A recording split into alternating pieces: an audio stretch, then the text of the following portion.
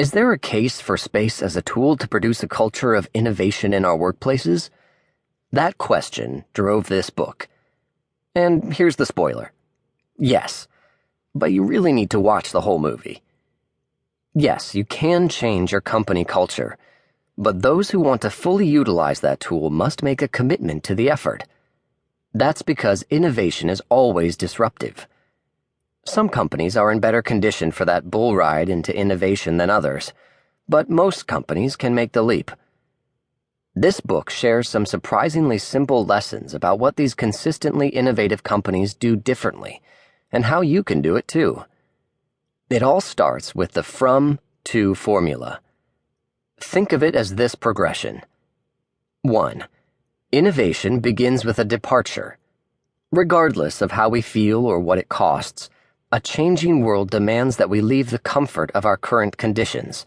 We can do it kicking and screaming, or we can go with confidence and curiosity. 2. The other side of innovation will be radically different. It will require new tools, new values, new behaviors, and new people. 3. Culture is the challenge. The old culture that once brought success will hold on and resist attempts at change. 4. A new culture will form only if the invisible bonds of the old habits are disrupted and an environment that supports desired new behaviors and values erected. 5. Space is the catalyst to disrupt and transform culture. I have to admit that we were surprised and encouraged to find that many leaders really do care about that formula. They are pressing in to understand the relationship between culture and engagement. And we also found an emerging shift.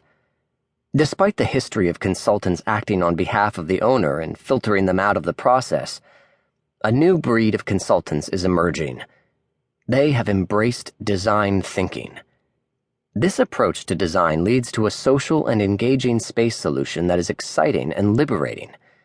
It invites all the stakeholders, including those who will work in the space, to participate in its design. Perhaps the true test of success for space design is if it feels like home to those who work there. Change Your Space provides a straightforward and clear strategy for transforming your company. The strategy is simple and clear, but the work is profoundly penetrating. That's why our approach invites leaders to engage in the change process at a deep level. The days of handing off the thinking and the work to experts and committees are over. Changing the design of the workplace gets to the heart of all of the issues that make work complicated, distracting, and energy draining. That's why it forces leaders to think about and reimagine strategy, structure, and process. Changing Space brings managers and leaders back in touch with how the work really gets done, and back in touch with the people and the hidden culture that embodies the real drivers behind behavior and performance. This book makes the case for a new level of engagement from leaders, a new relationship with consultants, and a new process for developing, procuring, and implementing projects. We know that a healthy culture is the key to engagement, innovation, resiliency, and growth.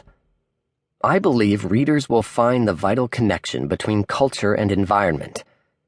They will see how environment can be used to reveal, refine, or reset culture.